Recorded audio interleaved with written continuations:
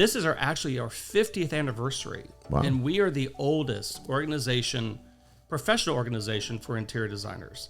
And our main focus is to make sure that if you pass the licensing test and you're licensed as an interior designer, you have the right to sign and seal your drawings for permitting and things like that. And it sort of promotes the fact that we are a professional organization.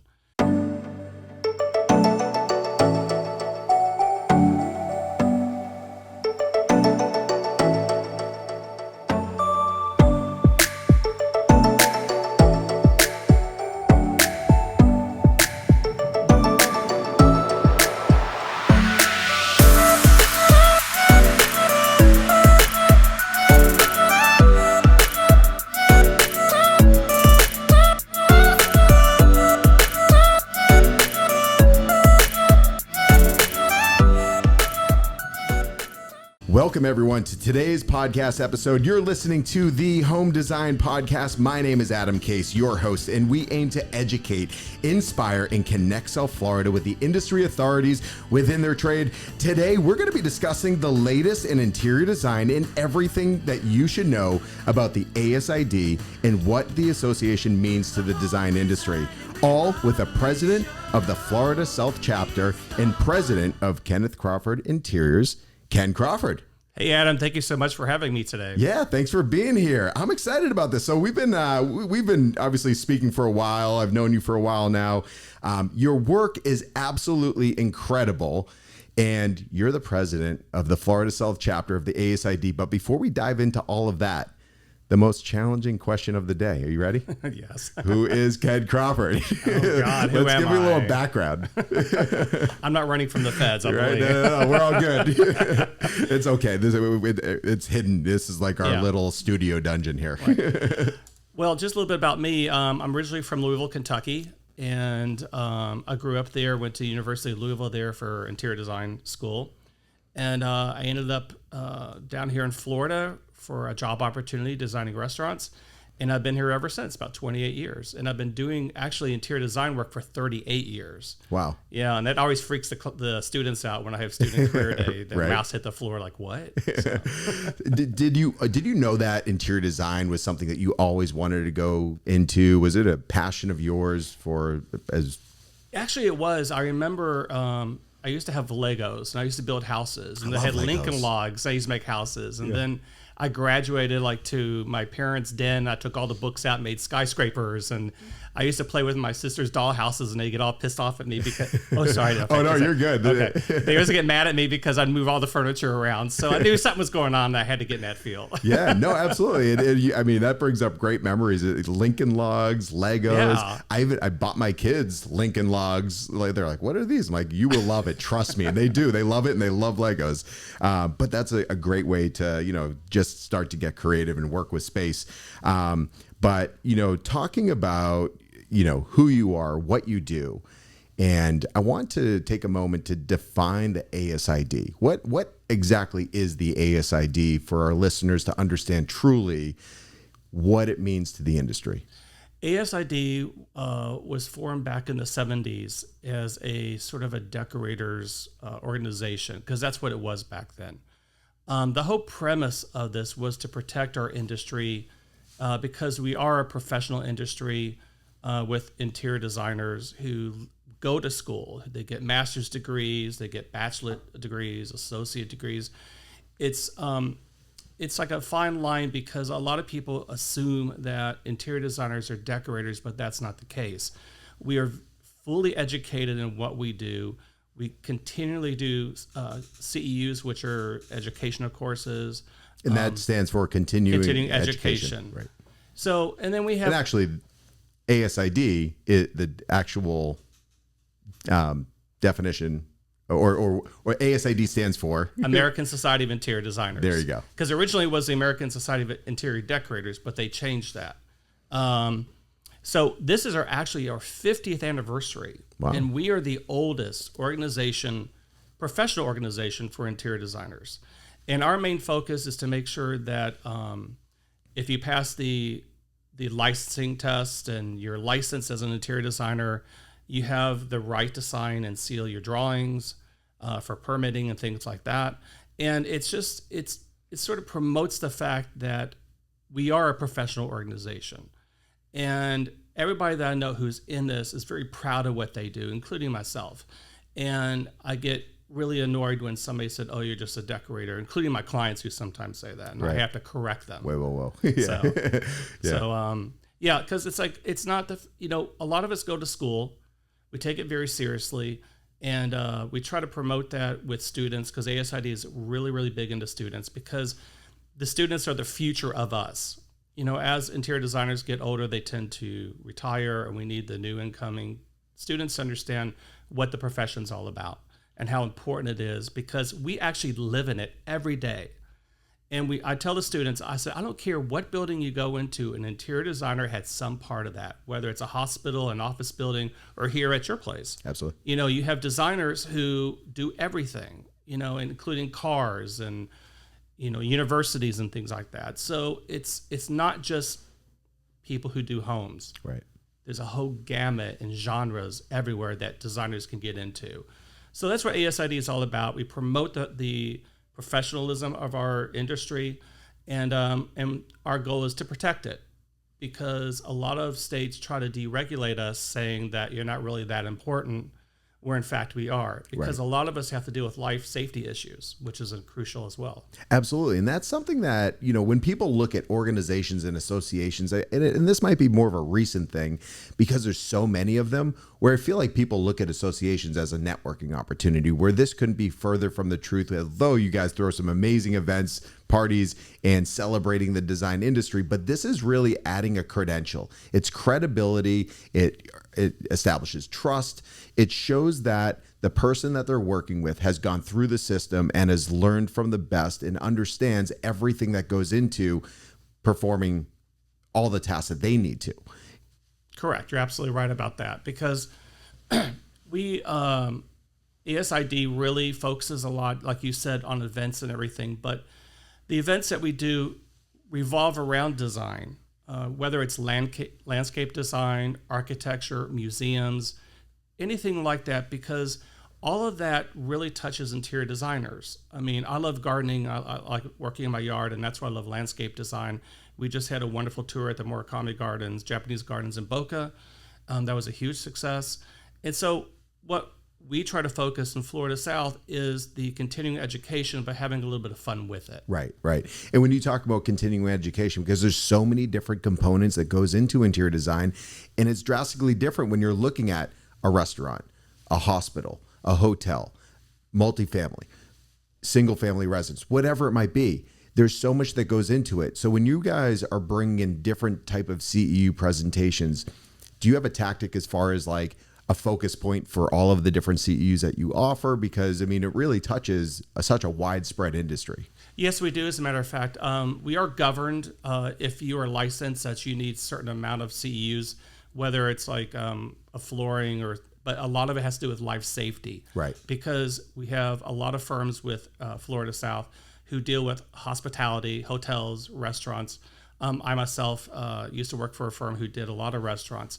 And it's not as easy as you think it is because there's so many rules and regulations for people's safety that you have to know and understand, including handicap codes and everything else entails. So those professionals who are educated, who have that kind of experience, are the ones that do a lot of these important projects like that.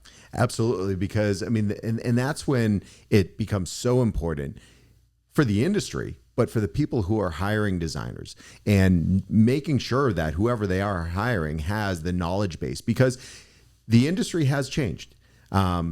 The stress of importance to be an accredited designer has also changed. Are you able to touch on that? Because we hear about it, but we don't know how the variation really started or where it is today for what it means to be an ASID member versus an interior designer.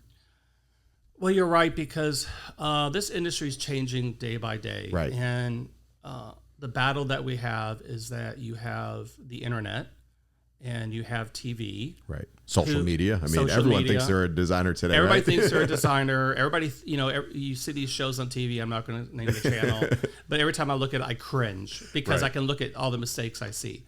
So it's when I get interviewed by a client, I sit them down and I explain to them. I said, look, whether you hired me or not, I said you have to understand the fundamentals of interviewing a designer, because if you hire somebody out of school, they have a basic educational concept of what to do. They don't have the experience as of yet. And I learn something every day. Right. It's not that you just stop. It's like it's continuation. And as an interior designer with ASID, we are very, very fortunate that we have the capability of having these CEUs. We have a lot online. A lot of our industry partners do it for us. And when you're not a member of an organization, you sort of are lost with that. You have to go try to find it if you want to continue. That's why it's so important to join organizations like this, because we're here to help you and assist you to continue with your profession. And that's the thing. And that's something that I just wanted to bring up, because somebody that is in school early in their career or just wants to be a designer, the ASID, why exactly should they join? When they join and become a member of the ASID, what do those steps look like? What happens when they become a member? Well, it's interesting because I just had 2 student career days, and the one I went to, one of the girls came up to me afterwards and said, look, I want to start a student chapter of ASID in our school, which is fantastic. Yeah. And Are there any that exist? No, there's not. And wow. that's I'm what surprised. I'm very surprised too. And that's sort of my goal being president this year, is to get all the schools to have chapters, because it's so crucial. And with organizations, with ASID National, our website, once you become a student member, you are able to get onto our national website and see what they have to offer for students, like courses and things like that they can take, to sort of educate themselves a bit further. And they can get one of the ASID designers to help them maybe shadow for the day. That's something that I do all the time.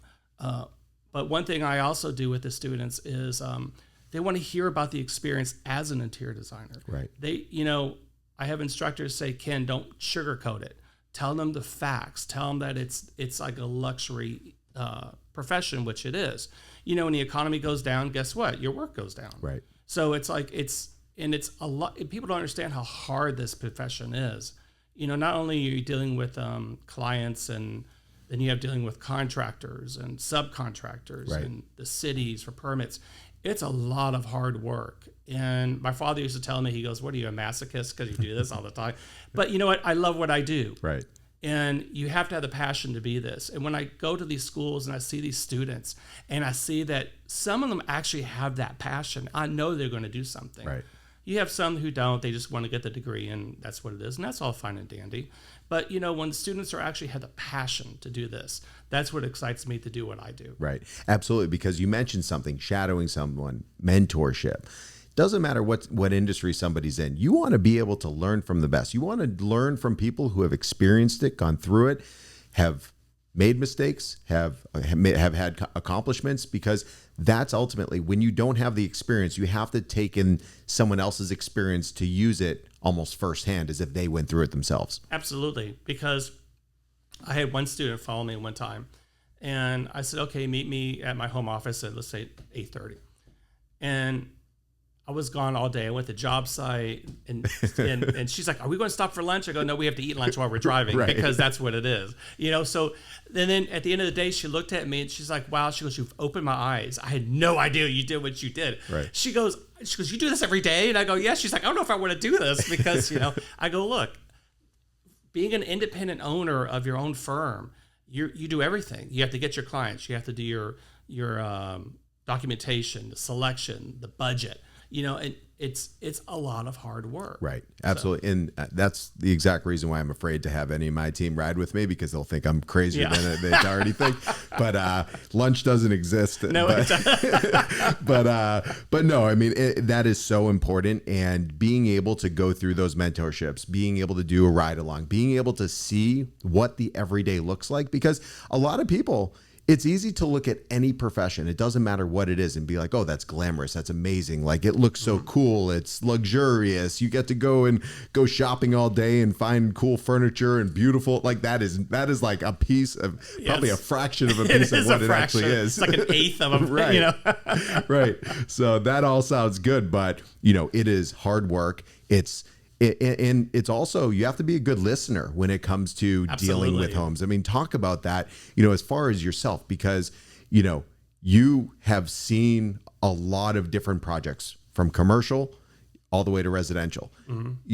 What does it mean to you, when you're going through all of that? Well, normally when I meet with a client, I'm very thorough. I ask a lot of questions because they have to tell you sometimes their personal lives. Right. But they have to get that trust value. And that's so important between the designer and the client is trust. Because once you get that trust, it'll be fine. Right. And a lot of things that I see or hear about or somebody hires me because they went through somebody who didn't know what they were doing and they weren't, they just did this for fun and then they ended up messing a home and then they call me to come in and I'm like, oh my gosh. Why did you let this person do this? You have a room that they wanted 16 dining room chairs, and I just looked at the room. I said, you can't get more than 8 in here. Right. And meanwhile, they have all these extra chairs in their garage because that friend who has a decorating feel told them they could do it. So you didn't know that you can create space beyond what you see. I mean, I thought different dimension. I thought that's part of being a designer. You're able to create more. I like to think I'm creative, but to that I'm like, oh my God, no. No, definitely. And that's something that I want to discuss because the misconceptions in the industry, just because somebody says they're a designer or a decorator doesn't mean that they truly are. And going back off of those experiences and things like that, if somebody is out there and looking to do a project and they want, or first of all, let's first touch on why hire a designer. What is the most simplistic way to say, you know what, this is why you need to hire an interior designer and this is what the process will look like in the result, based on those experiences and what a true interior designer learns, going through school, accreditation, all the CEUs, everything, getting to that point. Why hire a designer? Well, it's funny because some people will never hire a designer. They just won't. And that's fine. And I feel like it's because they don't understand. They don't understand. It's a knowledge thing versus not wanting to. Right. And a perfect example, I was on the phone with somebody and she said, oh, I looked at your website, but it's all different. Right. Why is it so different? I thought designers had a shtick like, oh, I do that. I said, no. I said, let me explain something to you. I said, there are designers like that, but I said, you have to understand. It's like when you hire a designer, that designer's got to realize that they're not designing for themselves. They're designing for you. Right. If you want a whole house out of purple, then that's what you're going to get is a whole house out of purple. It's not me to sway you over to something different. A designer will come in, do a space plan to make sure everything fits. Sometimes a lot of people who are moving here recently, they bring things with them. Right. So you have to incorporate that into the design. I've heard horror stories where the designers say, no, just throw it all out. And that offends people. And that could be family heirlooms. It could be a lot of things, a lot of factors. And I said, no, bring whatever you want. We'll make it work. That's the whole name of the game. It's like, you're hiring me to make it work for you. So, and I said, my job is to direct you into doing things that you won't regret later. And whether it's fabrics, furniture, layout, etc. Right. So, and the ones who do hire me understand. And they said, I never realized how technical your profession is, because there's a lot of parts and pieces that have to go together to have an end result. Right. And my clients sometimes would just sit there like, oh my God, how do you do this every day? Right. No, absolutely. And to your point of what you mentioned, where somebody looks at your website, looks at your work, and everything's different. In my eyes, that's what defines a true designer for the exact reason that you just mentioned, because there's a lot of businesses out there where every project looks the same. And that's fine, I guess, if that's the look you're looking for, but don't expect them to be able to come up with something beyond what they're showing you, because if it's all the same, that's what they do. Right. But when somebody's looking to hire a designer, are there certain questions that you would suggest for, a homeowner or a potential client that they should absolutely ask? First of all, if you're if you're talking to a design firm, they already have all the credentials needed for that firm. If you're looking for an independent designer, do your research. Make sure that they have a business license. Make sure they're registered with the state of Florida, Sunbiz. You can look them up on Sunbiz. If they don't have a business checking account or a resale certificate, that should give you a little bit of a red flag. Okay. Because in order to have a professional design firm, you need those in place. If you're using your personal checking to run business, I would run away as quickly as possible because that's not a professional interior designer. And when you talk about a resale, the purpose is because they're buying through their own account? What the resale certificate means is that when somebody purchases something from a showroom, not only do they get the designer's discount, which is another plus for people, what they don't understand is that if you work with a designer, you get a discount on a lot of things, which is great. And then the tax itself goes to the state, but it goes through the designer. Right. So when talking about that, the discount, because I feel like that's a gray area. I've heard stories where, yes, there's a discount, but then the designer marks it up. And, what is the standard for what, I guess, an agreement should look like between designer and homeowner? How transparent is it? Are they just marking things up? Do the homeowners really know what everything costs? I'm sure that there's some type of standard also as far as like a question that somebody should ask for. This is what the agreement should look like, and this is what transparency should look like.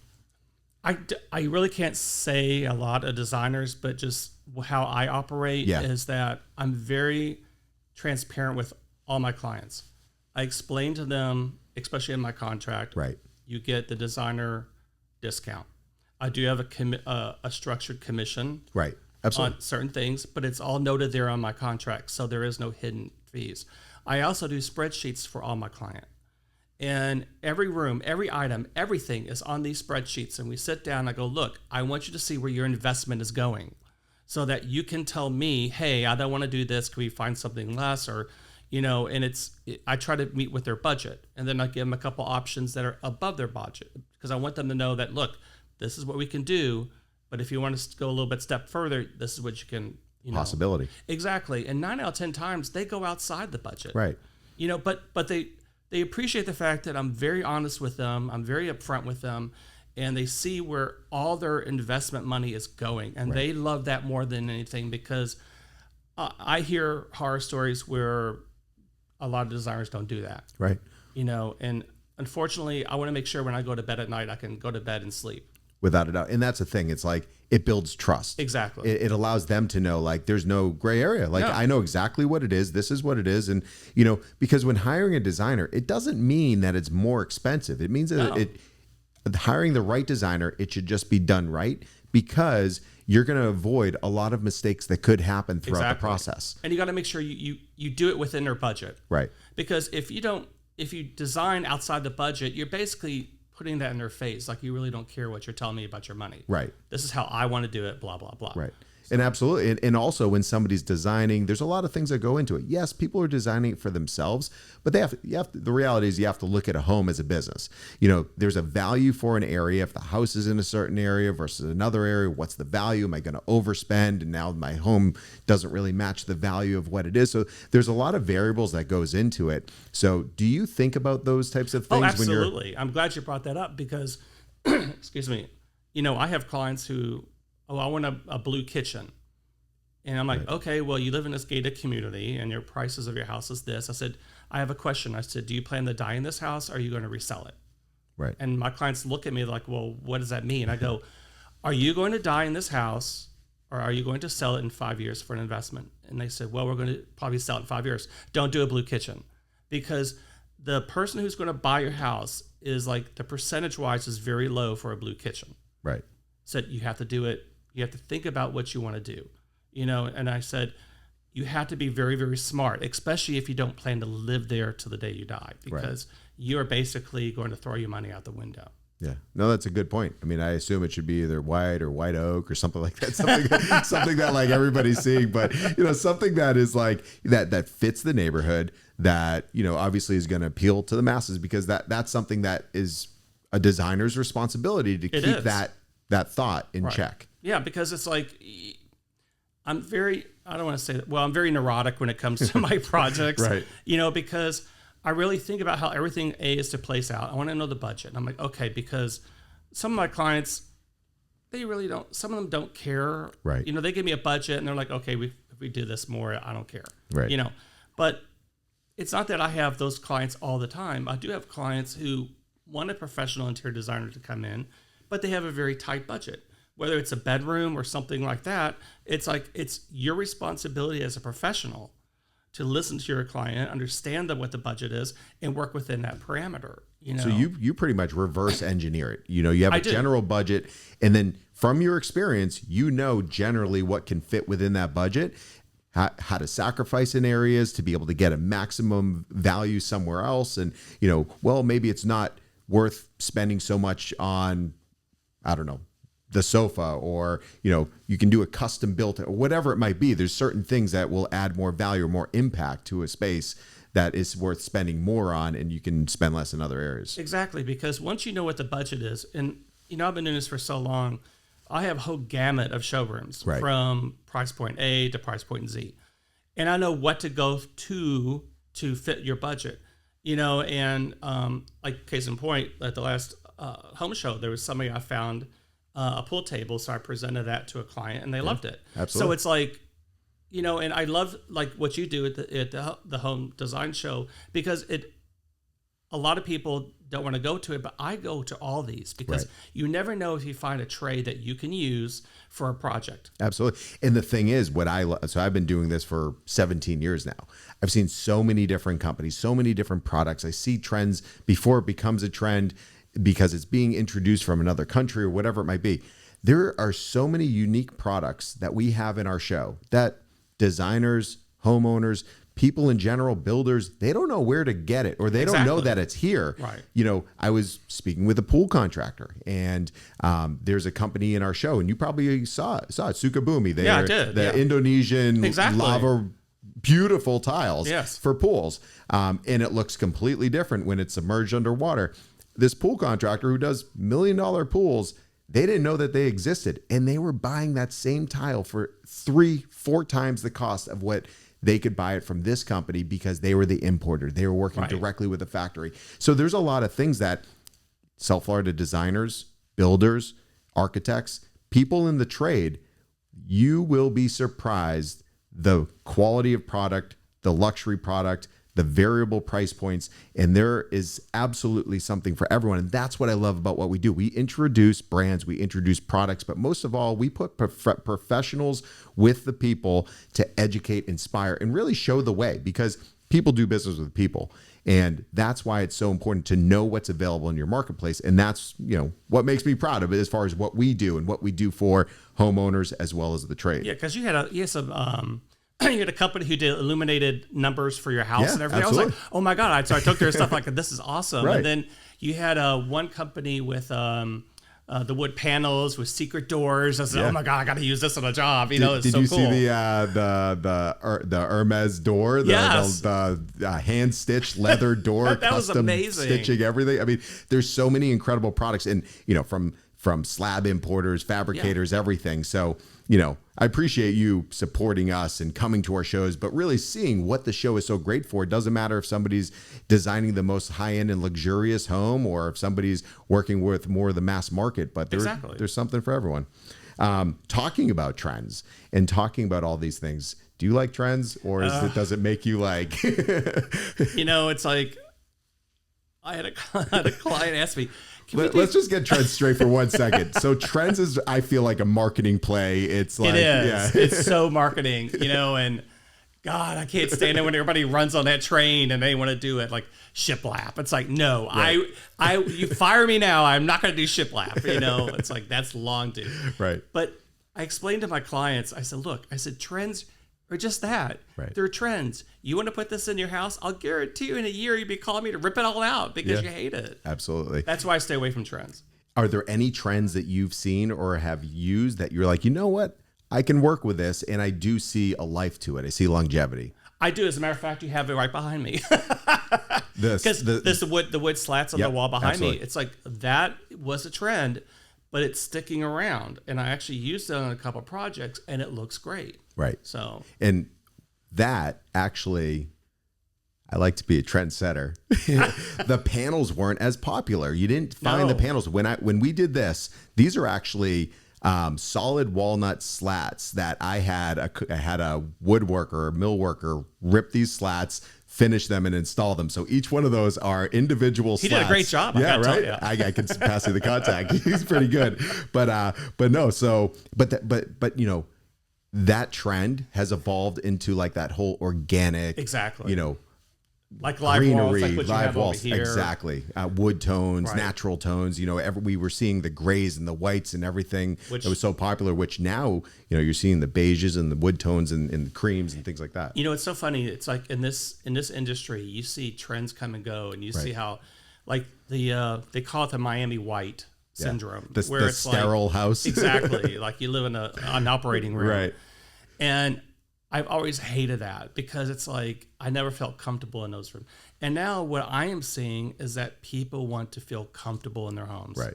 They don't want it to be cold and sterile. Want it to be livable. Yeah, exactly. They want to be able to throw themselves under a sofa and not have to worry about, you know, like smoothing out the wrinkles or anything like that. Right. People want to live in their homes now. Absolutely. So, do you think COVID had a big part of that in the sense of like they realized, Yes. you know, my home's not just a showpiece, it's somewhere where I live? Yes. Yeah. You know, and it's so funny because I go to see clients. I've done their units like 7 years ago, and I walk in, I go, "Do you not live in your apartment?" It's like, right. For Pete's sake, everything is exactly where I left it. You know? Right, exactly. So, which you should be proud of as no, well. I am. And then every once in a while, I walk around and I right. move something, and then my clients laugh, and they're like, "We knew you were going to do that." Like, listen, your home will feel completely different if we just shift the sofa like this, and you'll walk in and wonder where you are. So, is it true? So, we see it a lot, or I feel like we hear about it a lot. What comes out in Europe, in the European market and things like that, are they truly ahead in the design style and it makes it way to us? Or how does that work? Because we always hear about, oh no, like this has been in Europe for so many years, it's now being introduced here or becoming a thing here. I don't know if that's accurate or not. Normally, especially on social media, right? You're literally in every country in every world within a matter of minutes, and you can see what everybody's doing. And it seems like at this point in time, everybody's sort of doing what everybody else is doing. Right. So I don't know if there's actually a leader or anything. I know there was a color that came into America, that lime green, which is very European. And I was like, oh my God, it's like, no, not this lime green. Because I had a client who loved that lime green. I was like, oh. But, you know, but that sort of went away too. So it's like Europeans, I love what they do over there. Right. And they're very mindful of color. Right. Americans, I find, are very nervous about color. Absolutely. And so when you try, like I had a client in Boca, and she's like, I don't want any color in my house. And I go, how can you not have color in your house? You're in Florida. She goes, I hate color. And I go, why do you hate? I said, hello, you're wearing a dress of flowers all over it. It's color. And she's like, well, no, I don't want it in my house. It's not as risky. No, it's not. Yeah. So because people think it's a big commitment to add color, but you know, paint can be changed. And well, I tell clients, I was like, don't be. I said, I tell my clients this all the time. When it comes to the large pieces in your home, sofas, chairs, try to keep those neutral. Right. You can always add color for pillows, accessories, artwork. That is where the color can come in, and it'll be safe. Right. So yeah, and that's how you can really personalize your space. You know, when you look at someone's walls, when you look at their accents, that's selling a story. And, you know, you work with clients every single day on the personal level, business level, you know, whatever type of space it is, you want to be able to tell the story and convey a message and really give someone a feeling when they walk into a space, because design is tied directly with emotion, you know, whether it's incorporating heirlooms, or if it's a restaurant and they want it to feel like it's Greece or wherever it might be. There's a lot of elements that can be pulled from textures, design elements, and things like that when designing any space. Yeah, absolutely. You know, and one thing I do is, so funny, I had a client once, and I give my homework to my clients saying, I need you to go to magazines, pull out a couple things you like, a couple things you don't like. Right. And especially when they don't have a direction. And I had a client pull out one page, and I met with them, and I go, okay, this is the only thing you pull it out. And she said, yeah, and it's all cream and walnut. And she goes, this is what I want. So I did the whole house in cream and walnut. It's exactly what they wanted. But as an interior designer, it's like you have to do your research as well. And I have a whole library of design books from designers and just whatever. And when I have a client who wants a specific look, I take a weekend and I go through books and see about things, and then I come up with the designs and show my client. Right.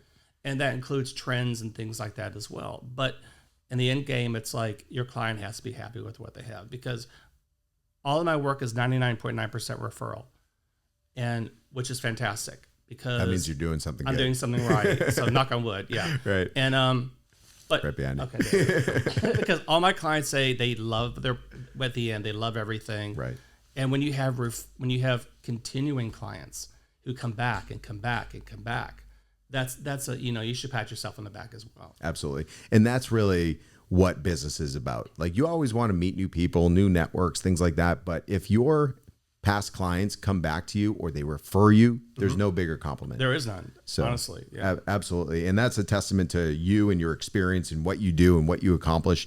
But talking about like today, not thinking about trends in the sense of colors or textures, I want to talk about the sustainability trend, because that's something that people, I feel like, are thinking about more. The types of materials, like the word sustainability means a lot in people's minds, whether and however they're thinking about what that means to them. It's funny. That is something that's huge in Europe. I mean, it's huge in Europe, and now it's starting to come into America. I know more so with contract hospitality. Okay. That's like a big thing. To make sure your building is LEED certified. Yeah, exactly. And that's like an award. It's a plaque. It is. Literally, it really they get a plaque is. and a lot of cities are jumping on that bandwagon about that. Like, they want the roofs to have grass or trees or whatever it may be. And ASID, that's something that we focus on as well. We have LEED certification courses, and some of the CEU course that we have revolves around that as well. And I think that's starting to come in, but I think it's more in the contract in. It's starting to creep in with residential, but not to that degree. Because sometimes I say something to my clients, they just look at me like I have horns coming on my head, like, what? Sustainability, what? And I'm like, but one thing that I do for a chapter is I started going to these showrooms, because as fabrics get discontinued, they just throw them away. Right. And I go, no, let's repurpose these. So I started a whole program now where I take them to schools, I take them to senior living facilities, so that they can repurpose them into arts and crafts, pillows, whatever they need to do. So that's something that my chapter is trying to do as well. We started that program, and it seems to be going very, very well. That's really smart. And that's the thing, like, you guys are really working with the community on so many different levels, and you're creating opportunity. You're when you give it to students, when you give it to these different groups, you're allowing them to think beyond just what a piece of sample fabric is. Exactly. So that's something, that's a testament to what your chapter is doing. I mean, you must talk to a lot of different chapters across the country and different people. When you look at what you guys are doing and accomplishing and how you're growing and evolving and how you're really touching the community, how would you say you line up in the sense of what other chapters' efforts are being put forward to? Well, it's funny because I actually get chapters reaching out to me. So you're mentoring the people that should be mentoring. I know. And I'm like, and they say, how do you do this? And I would love to like teach some of these chapters, like, this is what we're doing down here. Now, granted, we're very fortunate in South Florida. Right. We have so much. If your chapter's in Arkansas, you don't have what we have here. Right. But it doesn't mean that you can't do what we're doing. And your board is so important. We have a board member, I call her Rapido. Her name is Maricela. And she was part of this organization in Miami who does relief efforts.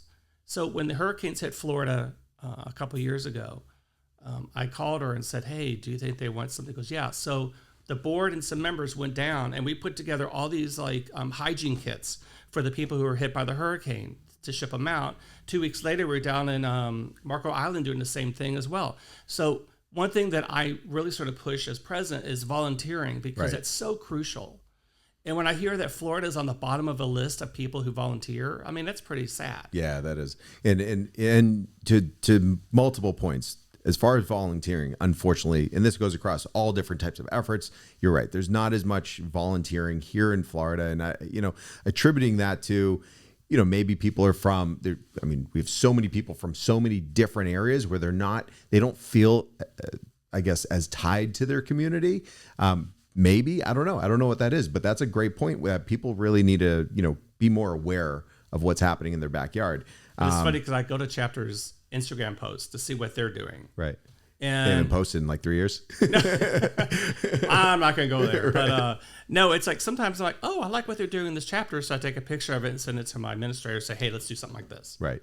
And I think I'm really hoping that the other chapters of ASID are doing the same thing, because each one of us has something to offer another chapter. And whether you're in, as a matter of fact, I went to a conference and I met the ASID chapter in Alaska. And that must be a tough place. It's a very tough place. So she was explaining to me that it's like, oh, you only have a certain amount of time to do all this, because when winter comes, you're like, nope, nothing's going to happen. Yeah. And I'm like, oh my God, that's going to be so difficult. Absolutely. And getting material and everything. And even just knowing the new products that are available. Like, it's not like you can just go to a showroom that's up the street and say, oh, I like that.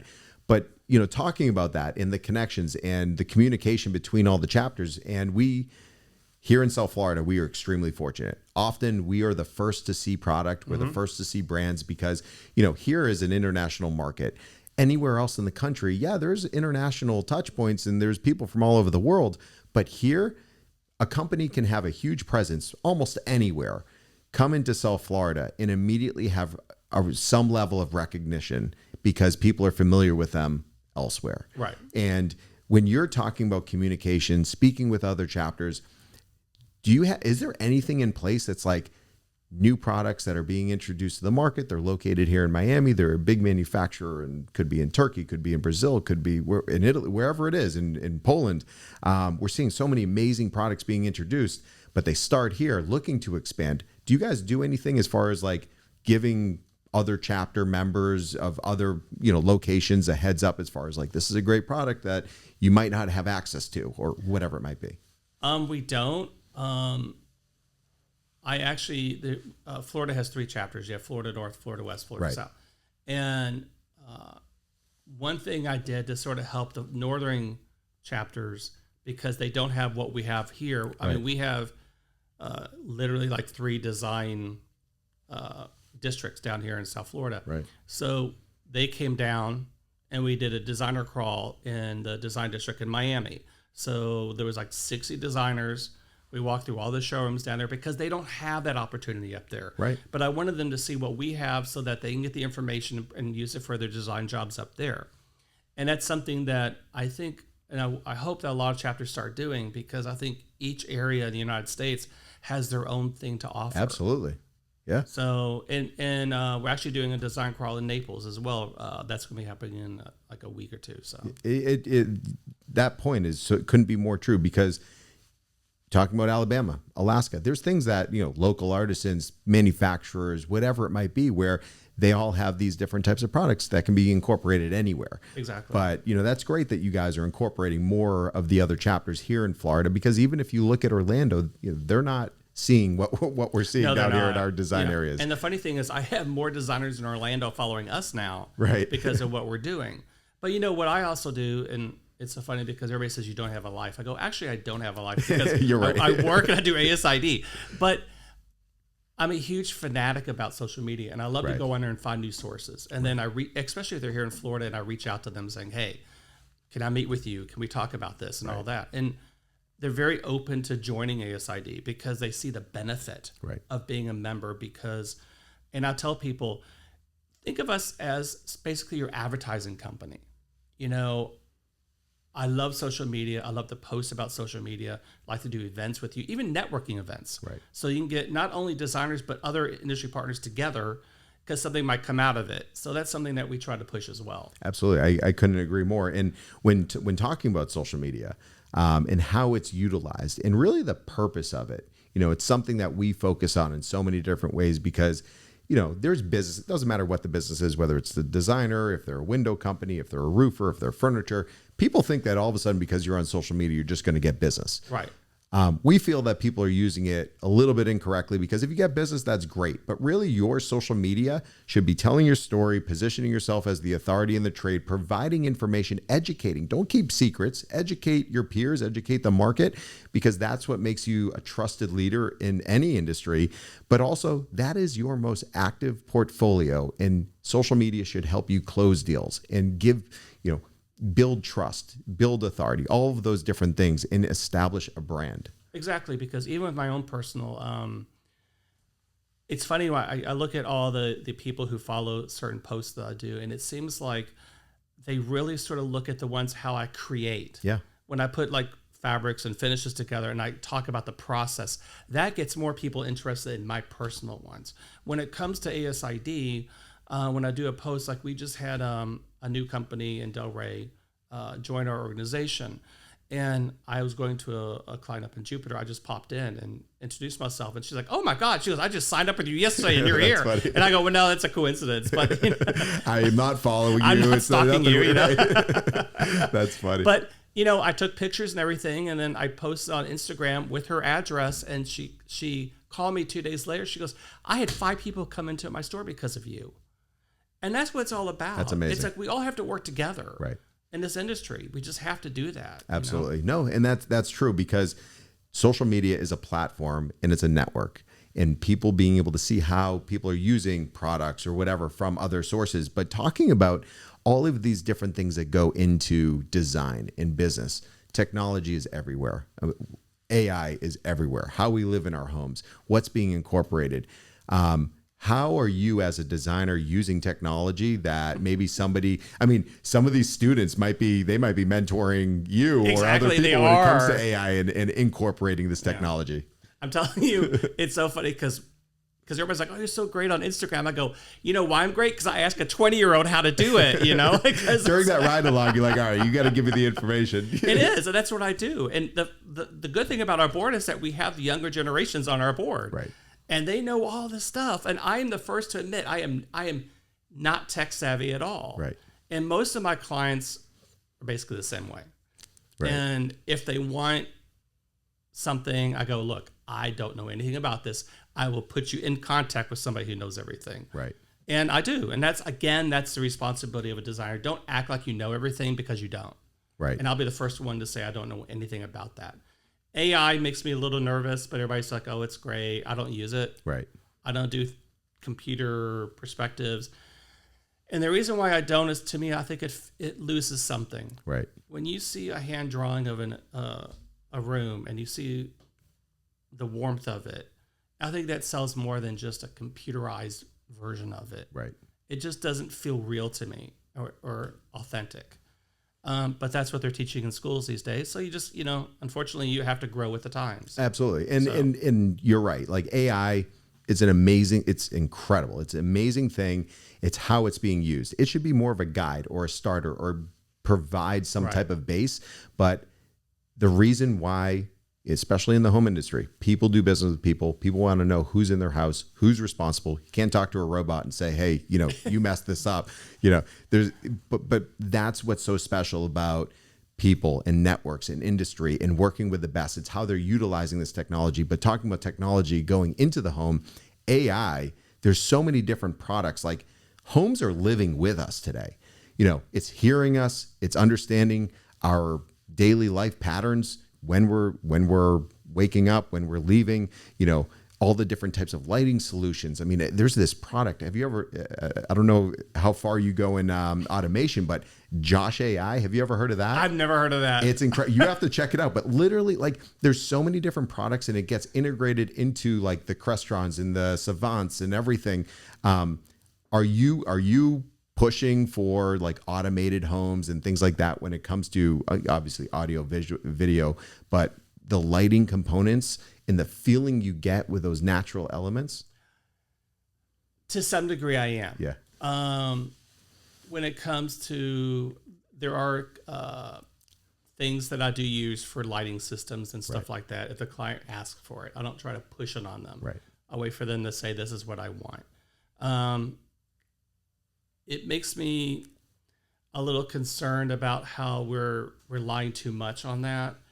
Case in point, I had a client who I installed a cooktop. The cooktop that was ordered from them was a cooktop that only works on Wi-Fi. Oh, wow. And after they hooked it in, somebody in the building cut the cable so they couldn't use their cooktop because they couldn't get Wi-Fi.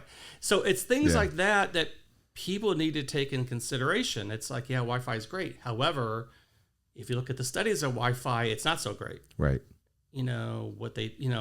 I went to, it just makes me nervous. I make a joke that back in the 80s, there was a movie called The Glass House. And it's all automated by computers, AI. Right. And then what happened is that the computer got too smart and decided to kill the people in the house.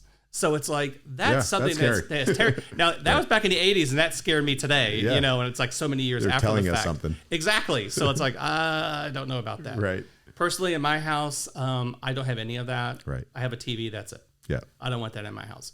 But you have some people who just love it. Yeah, absolutely. And there's nothing wrong with that. Yeah, no, it's incredible, and seeing it and how it works and the purpose of it, and bringing all the basically the outdoors in and living as natural as possible. Exactly. But talking about design, the association. Where do you see the future of design? Where is the ASID going with the design industry, and how is it really spearheading those efforts? Well, ASID is constantly trying to change with its time. When it originally was formed, you can only be a licensed interior designer to be part of this. Okay. It has evolved in the fact that you have a lot of designers who are not licensed, but they still have all the degrees and necessary educational requirements to be considered an interior designer. So they've opened that up, and they have certain categories for these people. They've actually opened up even more to allow industry partners like yourself and things like that to enter ASID. Right. So again, they're constantly evolving with the times. Interior design, I think there always will be a need for interior design. And again, AI tends to make me a little nervous because, you can go into a computer and say, hey, I want this interior, and ta-da, there it is. Yeah. But the problem with that is who's going to expedite it? Right. You need somebody to do all that kind of work. But I think it'll always be there. I'm hoping that everybody understands that interior design is a profession, that we actually do get, our degrees in it. And I'm hoping it doesn't become too generalized because of the internet and TV, because that's my biggest worry, is that it's sort of giving us our profession like less credibility. Right. Which makes me a little nervous, because it's like I see things on TV and social media, and it makes me cringe. Right. Because it's like we all, especially ASID, work so hard to protect our industry, and then you have things like that who are constantly trying to eat that away. It's just not right. And I'm hoping that ASID in the future will continue to fight for that. 100%. And it's, like I said, I like drawing comparisons to all industries. Yeah. You wouldn't, well, people do, but you wouldn't necessarily look online on how to perform a surgery. You're going to go to a surgeon. There are people who do that. Yeah, I know. Unfortunately. But as a whole, there's a reason why there's a profession for everything. And there's reason why there's experts in everything. And experience is what helps you get somewhere. And everyone is entitled to experience. Young professionals getting into the industry, learn from people who have done it. It's all great to say, I'm going to be an entrepreneur. I'm just going to go off on my own, which, all the power to you if you do. But the value and the lessons that somebody can learn from working with a true professional is only going to make them better, because they live through their mistakes. They'll, when something happens, they'll be able to relate it to the person that they were working for or working with. But profession is across every industry. There's a reason why people are professionals. There's a reason why they have achieved what they've achieved, that they're recognized in their industry. And going through all of those things that you mentioned before, as far as why work with a professional in the design industry. Yeah, because professionals, like you said, it's like they know their career. They should know what they're doing. Right. And when you hire a professional interior designer, it's their responsibility to do the job correctly, in a timely manner. And hopefully in the end, it comes out great. I'm not perfect. There's things that I do that I look back like, oh my God, why did I do that? You know, but in the end, a professional interior designer should always have the client trust them, have the client believe in them. And you got to believe in yourself, because and sometimes my clients say, why does it take you so long to put a presentation together? I go, look, I said, if I don't like it, I can't make you like it. Right. So I got to make sure that I love everything I'm about to present to you. And then at the end of my presentations, my clients are like, oh my God, you're into this and you're so emotional and you're this. And they're like, she goes, and it makes us want it because we can see how passionate you are about your career and what you're doing for our house. Right. And it makes them excited. Absolutely. So. No, that's what's most important, because you're designing for somebody else. But for those who are getting into the industry, aspiring to be a design professional, what last tips can you give them as far as the best path? The best path would be make sure you pick the right institution to go to. There are some schools out there who are not accredited as interior design schools, so tend to stay away from that. Try to talk to designers, see what you can do to get the input, and hopefully they're honest with you, because it's not what you see on TV.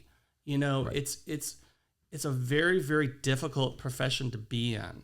And case in point is my oldest sister. She's a civil engineer. She thinks she's, whatever. Right. And she's like, oh, all you do is pick tassels and trims all day, and I'm like, really? But she hired me to do her house.